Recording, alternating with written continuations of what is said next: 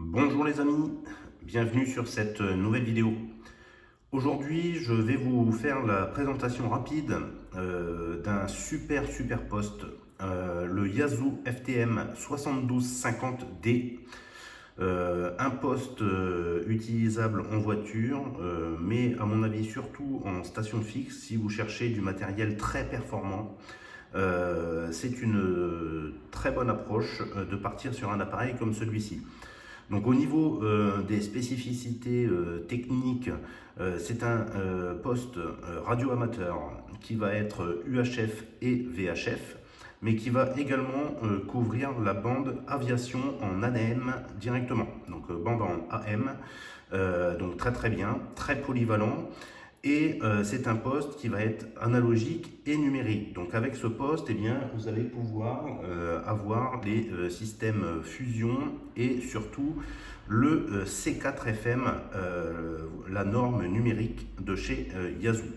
Alors, au niveau des spécificités techniques, qu'est-ce qu'on a? On a donc 50 watts de puissance en UHF et VHF. Donc ça le pose d'emblée dans un poste très puissant. C'est pour ça qu'à mon avis, une utilisation directement au domicile, au QRA, eh bien, va être très bien avec ce genre de poste pour pouvoir trafiquer sur de la longue distance. C'est impeccable. Encore une fois, sur des postes radio amateurs, il faut la licence pour être dans la légalité. Vous allez pouvoir utiliser ça bien sûr à une petite puissance. Donc il y a 3 niveaux de puissance. Et il va y avoir une très large bande de réception entre 108 et 579. Donc une très grande large bande de réception sur cet appareil. Donc on va voir un petit peu la bête en action. Et surtout, plutôt que de vous faire les specs techniques, en fait, je vais vous donner un petit peu mon ressenti sur cette gamme de produits Yaesu. Donc, comme vous pouvez voir ici, le FTM 7250. Pour la petite histoire, c'est le deuxième poste que je possède de cette série. Le premier était un poste, le 3207, qui était exactement le même, mais uniquement en UHF. Celui-ci reprend exactement le même boîtier, mais il va être bibande UHF, VHF, donc bien plus polyvalent. Mais sinon, au niveau de la construction, c'est nickel. Alors, ce qu'il faut retenir et pourquoi j'aime beaucoup ce poste, déjà c'est sa taille. Quand vous comparez à ma main, vous voyez que c'est vraiment tout petit comme poste. Donc bien sûr sa puissance de 50 watts qui est énorme, mais le tout dans une taille vraiment très contenue. Donc ça c'est déjà un premier avantage. Le deuxième avantage, à mon avis, c'est le haut-parleur qui se trouve en façade, comme vous pouvez voir ici, et non pas en dessous ou au-dessus. Donc ça va être très facile si vous voulez, par exemple, l'encastrer quelque part, vous allez avoir un bien meilleur son.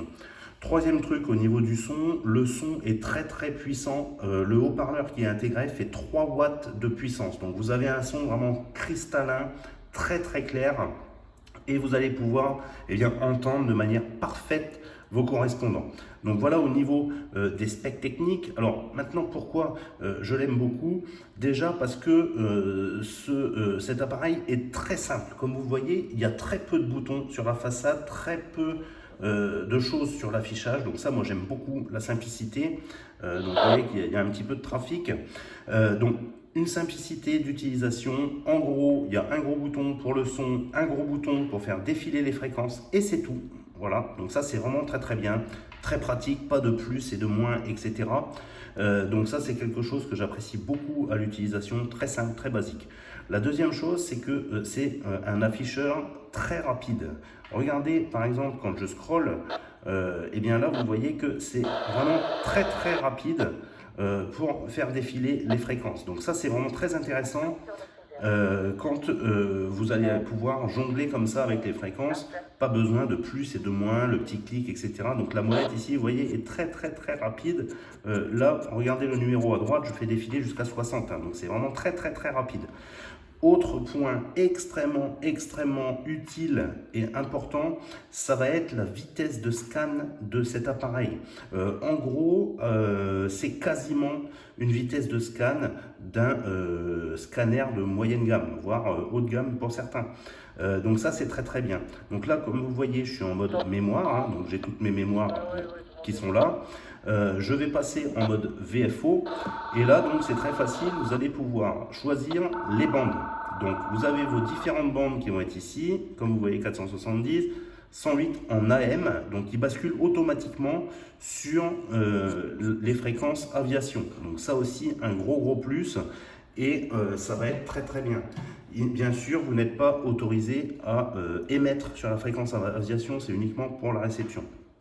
Ensuite, vous avez donc les autres bandes qui sont là et comme vous voyez, eh bien, ça défile assez loin. Voilà, 524 hein, qui va jusqu'au bout et hop, qui revient ensuite en AM. Donc avec ça, vous allez quand même pouvoir couvrir pas mal de choses, que ce soit en VHF ou UHF.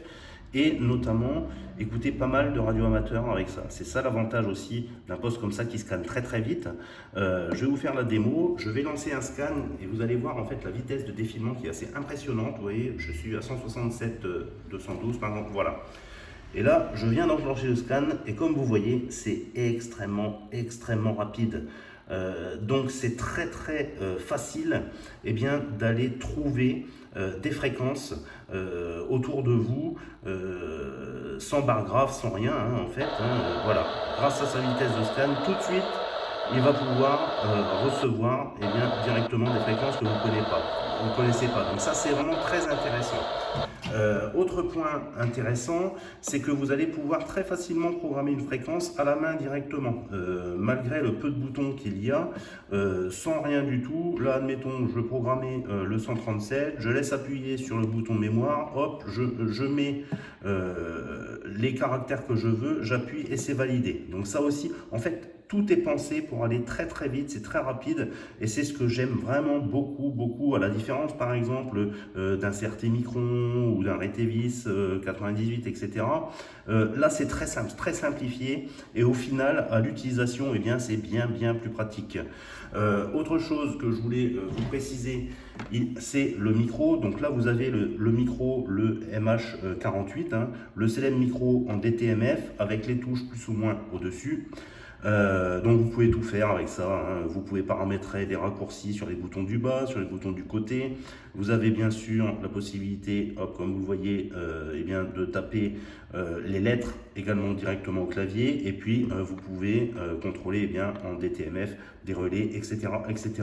Donc les boutons qui sont sur la pédale, très bien. Et puis il y a pour une utilisation vraiment très simple. Une fois que vous avez mis vos mémoires avec tout ça, hop, vous mettez vos mémoires, vous faites défiler et voilà, et vous avez tout. Donc vous voyez, c'est vraiment intéressant et au niveau de la vitesse de défilement, encore une fois, c'est vraiment appréciable. Regardez, je suis sur ma mémoire numéro 1, j'ai 60 mémoires mémorisées sur mon appareil et regardez, je vais faire un tour complet. Voilà, j'ai déjà fait défiler mes 60 mémoires. Donc vous voyez, en 2 secondes, j'ai 60 mémoires de défiler. C'est vraiment énorme. Et puis bien entendu, eh bien, je peux lancer un scan sur mes mémoires uniquement. Et regardez encore une fois la vitesse de scan.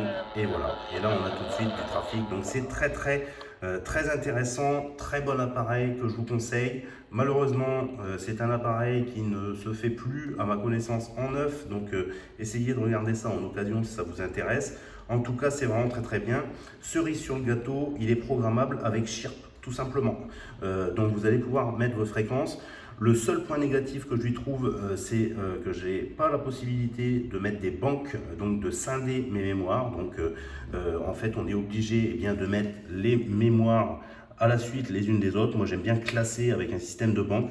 Alors à moins que j'ai pas trouvé la fonction, ce qui m'étonne quand même, hein, mais en attendant, voilà, ça serait le seul point négatif. Mais point négatif, quelque part, qui est compensé eh bien, avec la rapidité, en fait, parce que c'est tellement rapide de faire défiler vos fréquences que finalement, il n'y a pas grande utilité d'avoir les mémoires, sauf si éventuellement, par exemple, vous aimez mettre les mémoires au niveau de la VHF marine, hein, par exemple, où là, comme il y en a quand même 80-88, ça va faire beaucoup plus long à faire défiler, mais c'est le seul petit point négatif que je trouve à ce poste-là.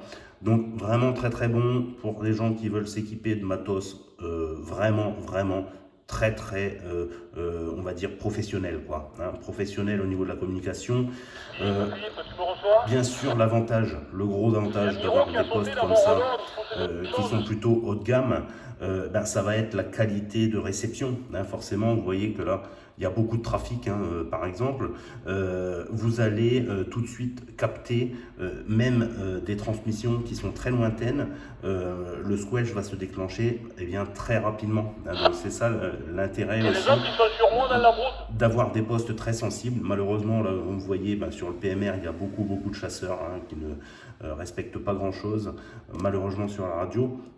Mais voilà, donc c'est l'intérêt d'avoir des postes plutôt haut de gamme. De toute façon, il n'y a pas de mystère, hein. Si vous avez des postes chinois, des Bajoui, des je ne sais pas quoi, là, des marques, des QYT, etc., qui valent en gros pour des postes UHF dans les 70-80 euros. Ça, c'est des postes qui valaient dans les 300 euros, on va dire. Il n'y a pas de secret, hein, il n'y a pas de secret. C'est du matos vraiment de bien meilleure qualité et surtout qui vont vous durer des années et des années sans problème dans le cadre d'une utilisation. En plus, comme ça, en station fixe, on ne le bouge pas, donc il n'y a pas de raison que ça claque. Voilà, je ne fais pas plus long, c'était la présentation du poste Yaesu FTM 7250D. Excellent poste. J'ai oublié de vous préciser un petit truc. Comme vous le savez, donc c'est un poste, comme vous le voyez, numérique.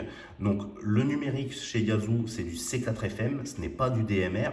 Mais l'avantage qu'il a ce poste, c'est qu'il fait analogique et numérique. Et surtout, il a une fonction, c'est pour ça qu'il y a le petit D quand je suis en VFO.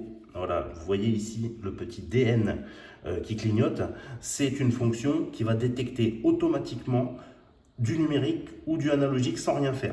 Donc en fait, vous lancez votre scan et il va s'arrêter, il va décoder automatiquement si c'est du numérique, il va décoder le C4FM. Ça aussi, c'est bien pratique, on n'est pas obligé de le forcer à être que en numérique ou que en analogique. Je ne fais pas plus long, c'était Tom. Je vous dis à bientôt les amis. Ciao.